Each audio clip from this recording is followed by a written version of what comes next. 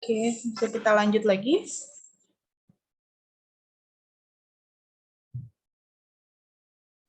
Bisa, Ibu. Oke.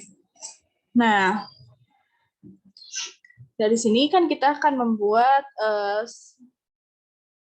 supositoria dengan isi fenobarbital 100 mg dan basisnya itu cocoa butter. Tinggal kita masukkan ke rumus yang tadi. Rumusnya itu adalah F sama dengan 100 dikali E. E itu adalah bobot basis supositoria aja, dikurangi G. G itu adalah bobot supositoria dengan X% zat aktif. Ditambah 1. F itu adalah faktor pengganti di sini. Jadi tinggal masukkan rumus 100 dikali 2. 2-nya itu bobot supositoria yang isinya cocoa butter saja, dikurangi G. G itu yang akan kita cari. Karena yang akan kita cari adalah berapa sih bobot setiap supositorianya ketika sudah diisi fenobarbital 100 mg. Tidak mungkin hanya 2 gram ditambah 100 mg. Karena nanti kalau bobotnya 2,1 gram, itu bisa keluar dari cetakannya. Jadi harus kita kurangi kan nanti cocoa butternya.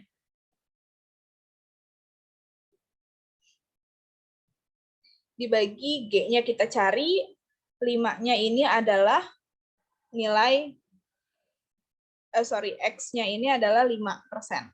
Ya kan? Karena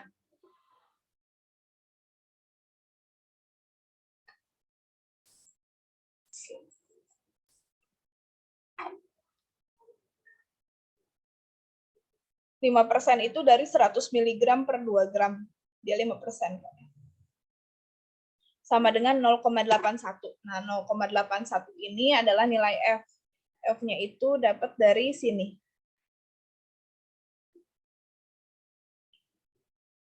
Kemudian ini tinggal pindah ruas. Satunya pindah ruas ke sana.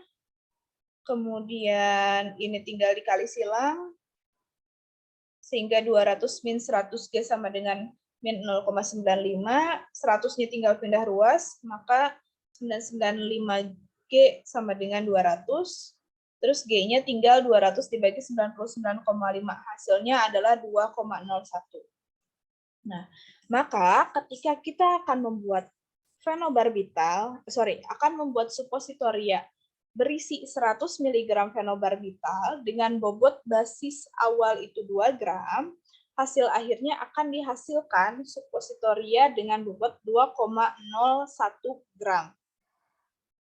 Nah, karena di sini bobot totalnya itu 2,01 gram, dan bobot fenobarbitalnya itu 100 mg, maka nanti basis yang dibutuhkan adalah 2,01 dikurangi 0,1. Berarti 1,91 ya. 1,91 gram basis cocoa butter. Ada yang masih bingung? Silakan.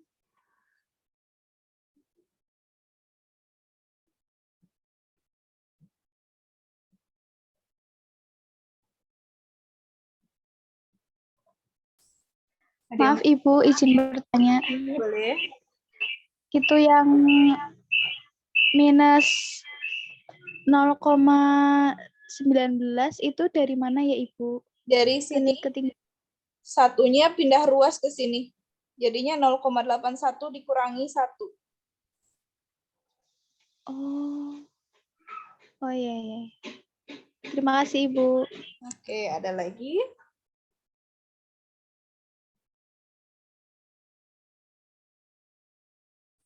Ibu, kalau yang 5-nya itu dari mana ya, Bu, tadi? 5-nya dari sini. Jadi 5% itu dari 100 mg per 2 gram. Oh iya, Bu, terima kasih. Oke. Ada lagi?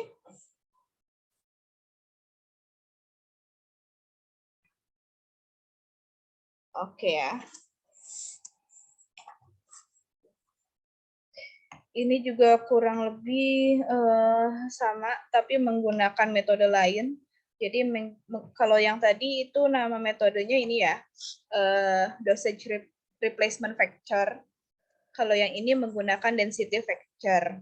Jadi rumusnya seperti ini. Density factor itu B-nya itu adalah bobot suppositoria yang mengandung zat aktif dibagi bobot blank, jadi bobot yang isinya basis saja, dikurangi C. C itu adalah bobot suppositoria yang berisi zat aktif rata-rata, ditambah B. Jadi caranya untuk mendapatkan density factor-nya, kita bikin dulu basis suppositoria, jadi yang isinya misal cocoa butter saja. Kemudian kita hitung jumlah yang dibutuhkan untuk membuat basis sebanyak 10 pieces. Oke, nah kemudian setelah itu kita timbang 1 gram zat aktif, kemudian lelehkan si basis yang tadi, tambahkan zat aktif, campur, masukkan ke dalam mold, ke dalam cetakan, dinginkan, trim itu dirapihkan bagian atasnya. Jadi kalau misalnya kita tuang ke dalam mold, ke dalam cetakan, suka masih ada yang cembung-cembung keluar dari cetakan, itu kita bersihkan. Kemudian kita timbang bobot 10 suppositoria yang mengandung zat aktif tadi, dan tentukan rata-ratanya. Kemudian kita dapatkan tadi bobot blanknya sudah dapat, bobot suppositoria 1 piecesnya sudah dapat, bobot suppositoria rata-ratanya sudah dapat, kita hitung density factor-nya. Kemudian setelah itu kita timbang zat aktif yang dibutuhkan untuk setiap suppo, kemudian bagi dengan density factor-nya. Ini agak sulit sih kalau lihat ini. Mending kita lihat soalnya aja ya. Jadi pertama kita diminta untuk menyiapkan 12 suppositoria berisi acetaminophen sebanyak 300 mg setiap suppositorianya, mengandung basisnya cocoa butter. Jika bobot dari cocoa butter blanknya itu 2 gram, dan bobot dari suppositoria yang mengandung zat aktif itu 1,8 gram, maka tentukan DF-nya, density factor-nya. Jadi berarti tinggal 0,3 gram. Dari sini ya, 0,3 gram dibagi 2, 2-nya itu dari sini, blank, dikurangi 1,8, 1,8 ini rata-rata, ditambah 0,3. Hasilnya 0,6. Nah, kemudian setelah mengetahui density factor-nya, kita dibagi menjadi 0,3. 0,3 ini bobot acetaminophennya dibagi density factor 0,6 dapat 0,5. 0,5 ini merupakan angka pengganti dari basis. Maka 2 gram ini blank, dikurangi 0,5 adalah 1,5 gram. Nah, maka untuk membuat 12 suppositoria acetaminophen 300 mg, itu kita membutuhkan 12 kali 1,5, ini kita membutuhkan 18 gram cocoa butter dan membutuhkan acetaminophen 12 kali 0,3, yaitu 3,6 gram acetaminophen. Oke, ada yang mau ditanyakan dulu? Silakan.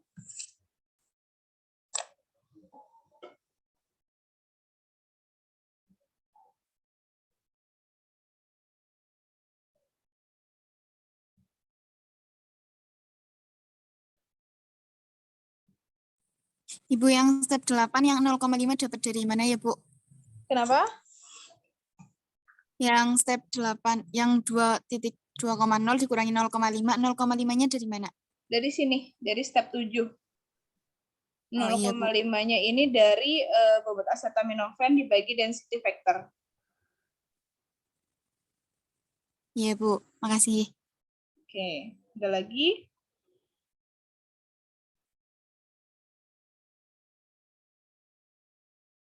Oke.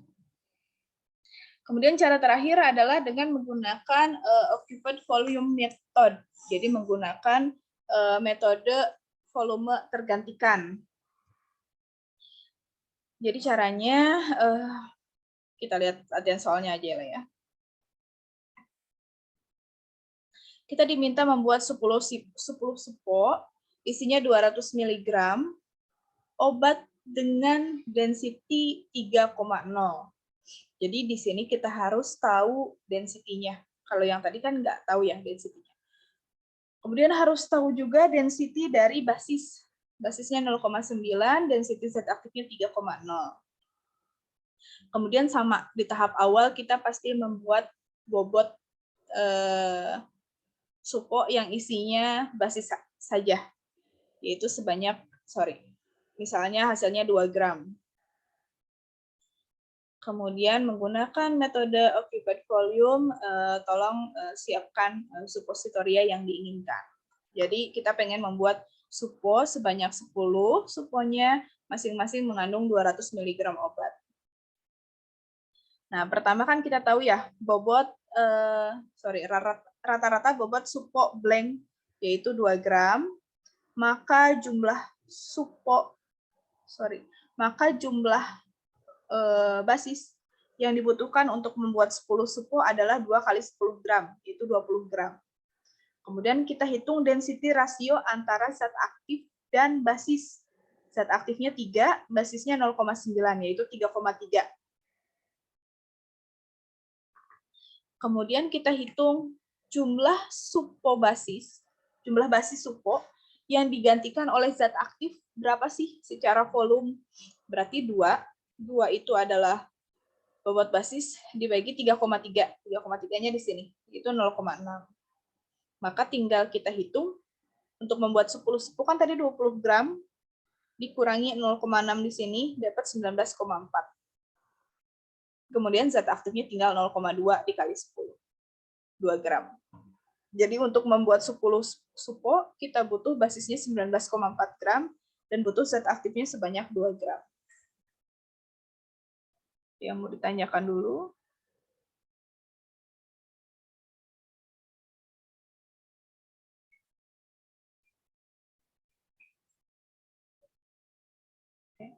Nah, terus nanti kalau misalnya saat membuat kita pakainya metode yang mana? Tergantung data yang kalian punya apa.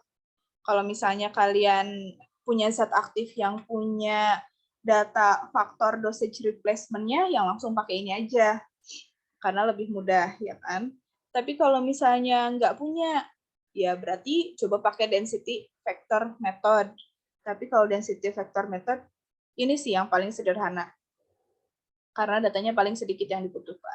Tapi kalau misalnya kalian punya data density-nya, punya data density basis, density zat aktif, kalian boleh pakai metode yang ketiga ini, yang penggantian volume. Oke ya, ada lagi yang mau ditanyakan dari perhitungan?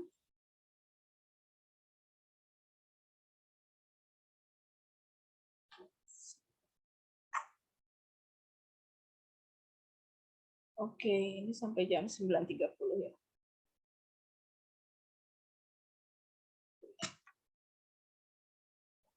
Kemudian formulanya seperti apa sih rectal suppositories ini? Sebenarnya tadi sudah dibahas ya sedikit. Ini contohnya yang basis air. Jadi isinya ada gliserin, sodium stearat, kemudian ada purified water. Ada PW-nya. Misalnya akan membuat sampai 105 gram.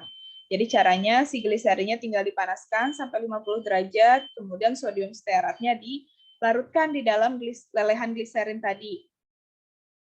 Kemudian ditambahkan air, kemudian langsung dimasukkan ke dalam mold, ke dalam cetakan. Ini sudah. Ini contohnya rectal suppositories untuk laksatif ya, untuk pencahar. Karena ada gliserin yang sifatnya higroskopik, menarik air. Nah, kemudian karena gliserin ini sifatnya higroskopik, maka dia harus disimpan di dalam wadah yang tertutup rapat dan disimpan di bawah 25 derajat Celcius untuk menghindari proses absorpsi air dari lingkungan.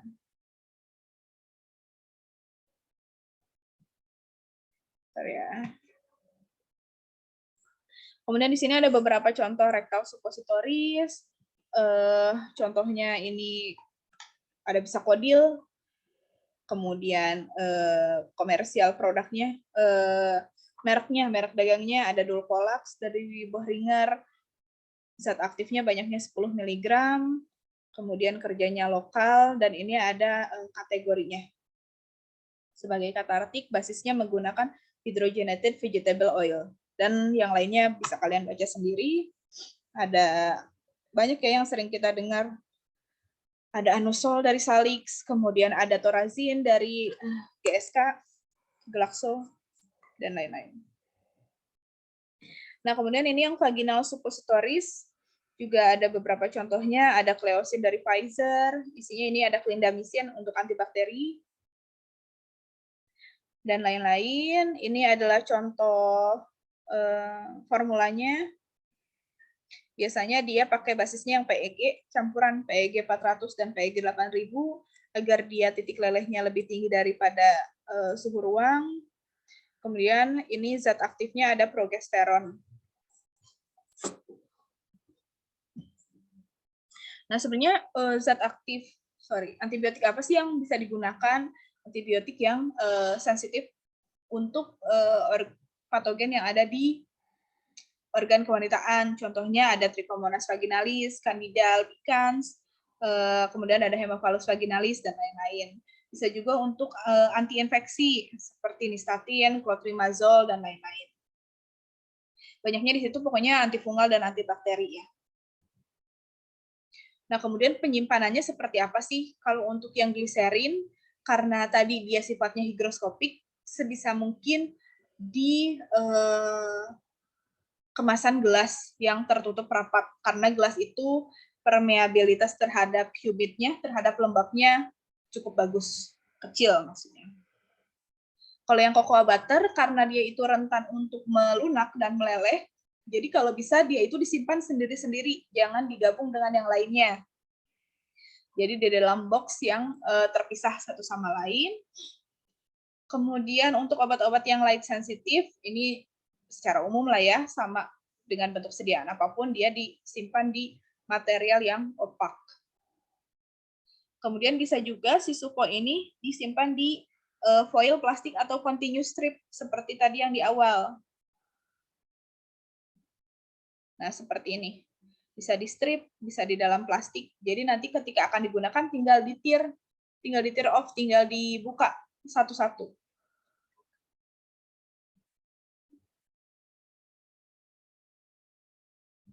Nah, kemudian untuk penyimpanannya, karena cocoa butter ini nanti sistem pelepasannya itu dia melunak, jadi kalau bisa dia itu disimpan di bawah 30 derajat Celcius, atau kalau bisa bahkan ditaruh di kulkas sekitar 2-8 derajat Celcius.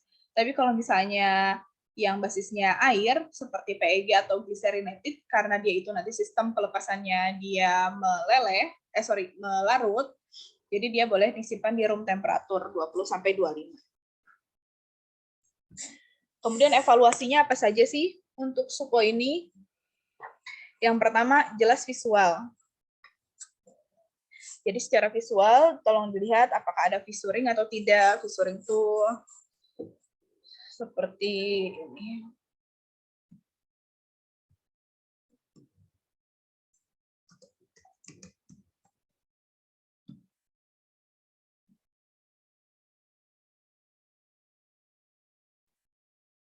Mana sih?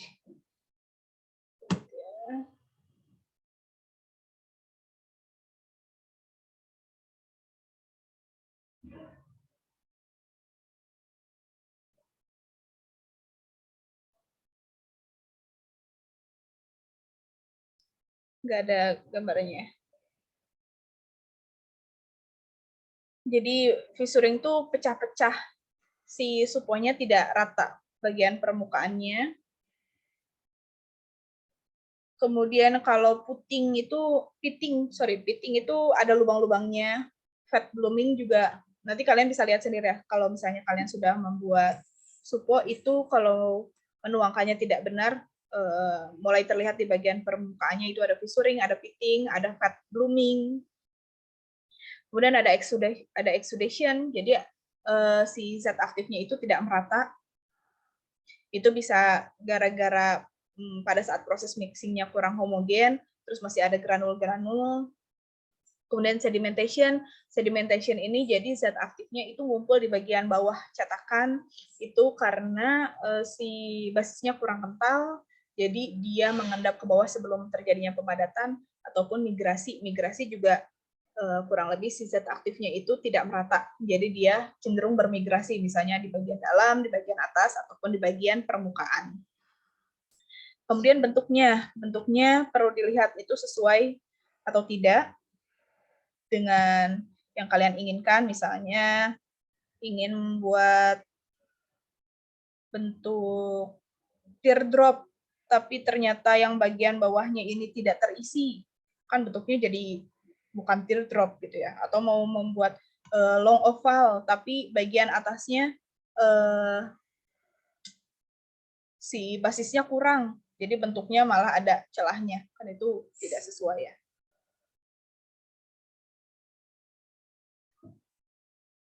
Nah, kemudian surface condition, jadi bagian permukaannya, lihat dia mengkilat atau tidak, dullness tuh kusam atau tidak, ada mottling atau tidak, kemudian ada crack itu ada yang bagian pecah-pecahnya. Kemudian perlu dilihat tuh kalau cetakannya tidak bersih, dia suka ada titik-titik hitamnya, atau misalnya cetakannya udah ada karatan, nah itu juga berbahaya kan untuk si suponya. Kemudian ada cavitiesnya, ada rongga-rongga udaranya. Jadi kan kalau misalnya kalian sama kayak buat apa ya? Kalau jelly enggak sih? Ya sama kayak kalian buat agar-agar lah. Kalau misalnya kalian menuangkannya itu terlalu kental atau ngasal menuangkannya, suka ada bagian lubang-lubang yang terjerat di bagian dalam. Nah itu nggak boleh ya kalau supo. Karena si lubang-lubang itu bisa menjadi tempat untuk udara berdiam, dan udara itu nanti ada partikulat itu bisa ditunggangi oleh mikroba. Kemudian bisa juga kalau misalnya zat aktifnya itu dia sensitif terhadap udara, oksigen.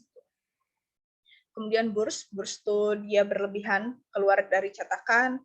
Air bubble juga sama tadi, cavities, ada holes juga kurang lebih sama, biasanya karena udara yang terjerap. Warna, bau itu harus diperhatikan juga. Bobot. Nah, bobotnya itu biasanya kita lakukan pengukuran 10 suppositoria masuk rentang atau tidak. Nah, kemudian untuk supo yang basisnya fatty itu perlu kita cek melting ring-nya. Jadi kita cek titik lelehnya. Kurang lebih alatnya seperti ini, ada 3. Intinya dia mengukur titik leleh. Jadi kita contohkan yang inilah ya. Jadi suponya ditaruh di sini. Kemudian di sini ada cairan yang akan dipanaskan sekaligus ada pengukur suhunya. Jadi nanti suhunya dinaikkan secara perlahan, kemudian dilihat suponya mulai meleleh kapan dan sampai habis itu di berapa derajat. Jadi rentang yang kita ukur, tidak satu titik. Kemudian evaluasi fisik lainnya ada liquefaction time. Jadi liquefaction time ini adalah waktu yang dibutuhkan untuk melarut. Ini untuk basis yang larut air. Kalau bisa tidak lebih dari 30 menit. Caranya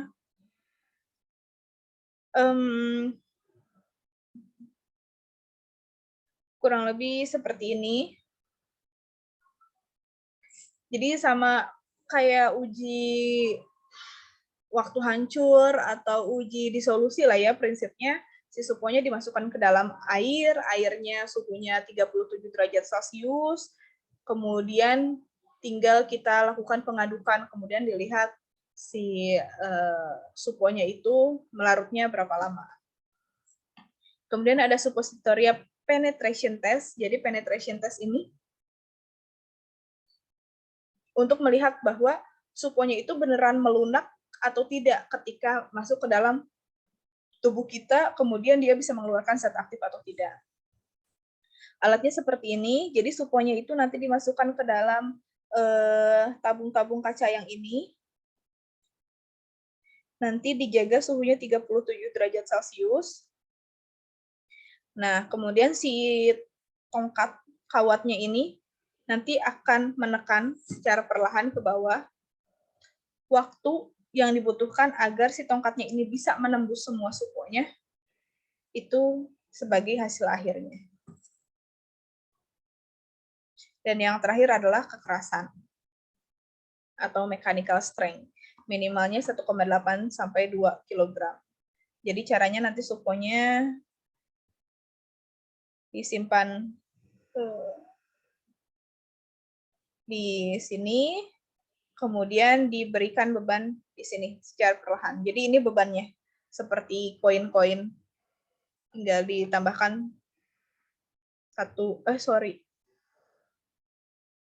suponya ditaruhnya di sini. Kemudian nanti tinggal ditambahkan beban perlahan. 1 koin, 2 koin, 3 koin, dan seterusnya sampai si suponya itu bisa pecah. Itu yang fisikal, kemudian yang chemicalnya ada uji disolusi dan ada content uniformity. Uji disolusi sama seperti uji disolusi tablet, tapi dia bisa pakai pedal ataupun basket, prinsipnya sama lah. Kalau misalnya si suponya itu bisa tenggelam di dalam air, kita pakai yang tipe 2, yang pedal, tapi kalau misalnya suponya itu tidak bisa diam di dalam air, jadi dia melayang ataupun mengambang, dia ditaruh di tipe 1 atau tipe yang basket. Untuk content uniformity, kita gunakan 10 dosis. Kalau misalnya dari 10 dosis itu hasil kadarnya 85-115 dan RSD-nya kurang dari 6%, berarti dia oke uniformity-nya. Tapi kalau misalnya ada yang keluar dari rentang, kita tambahkan 20 unit sampai 30 supo yang dicek.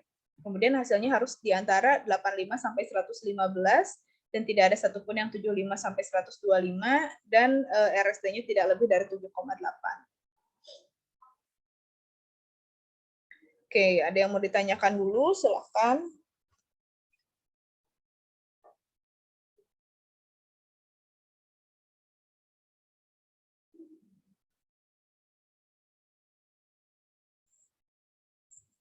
Ada yang masih belum paham? Nggak apa-apa, tanya aja.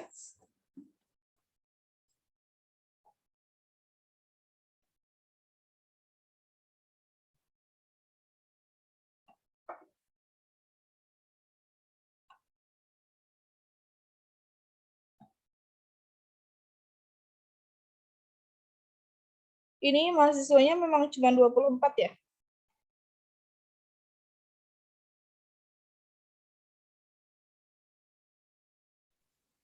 Tidak, Bu. Nah, Oke. Ada 50-an rasanya, ya kah?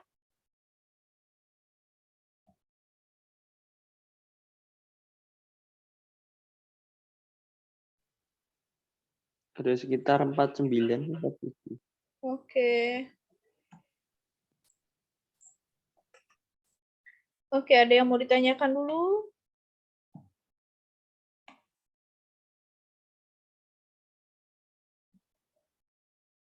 Kalau UAS ada perhitungan, nggak apa-apa kan ya? Tolong dipelajari ya. Tidak apa-apa, Bu. Oke. Iya, Bu. Oke, ada yang mau ditanyakan dulu? Ibu mau tanya, Boleh. untuk yang limit A sama limit B itu perbedaannya apa ya, Bu? Oke, sebenarnya limit A sih yang sering kita gunakan. Limit B itu, jadi gini, kalau misalnya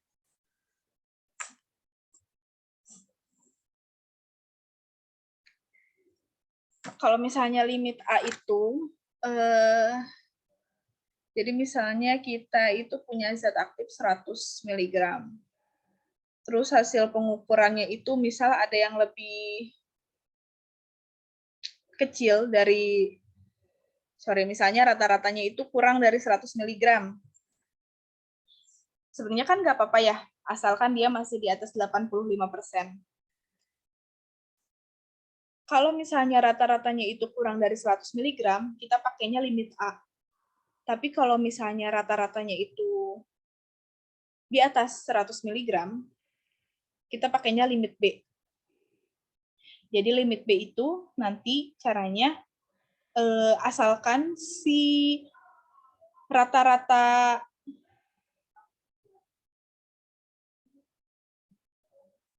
gimana ya bilangnya?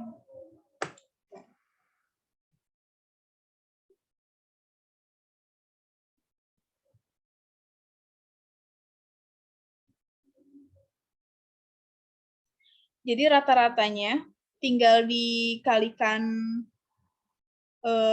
jumlah supositoria ujinya dibagi dengan 100.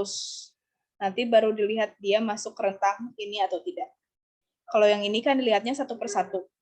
Kalau yang ini rata-ratanya dikalikan jumlah unitnya. Misalnya ngeceknya 10 supo, ya dikali 10. Kalau kita ujinya 30 supo, berarti dikali 30, nanti baru dibagi 100. Tapi kita cukup pakai limit A aja sih. Jarang soalnya kejadian yang limit B ini.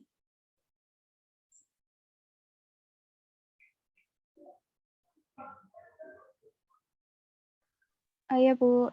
Terima kasih, Ibu.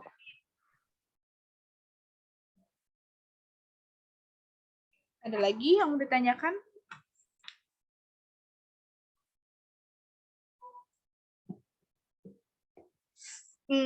Praktikum suponya udah belum ya di kampus? Belum, Ibu. Oke. Alatnya ada nggak ya?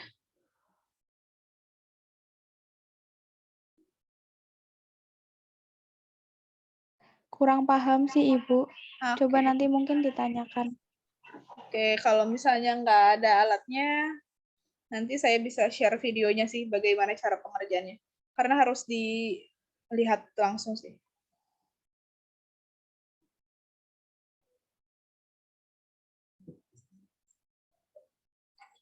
Oke, ada lagi yang mau ditanyakan?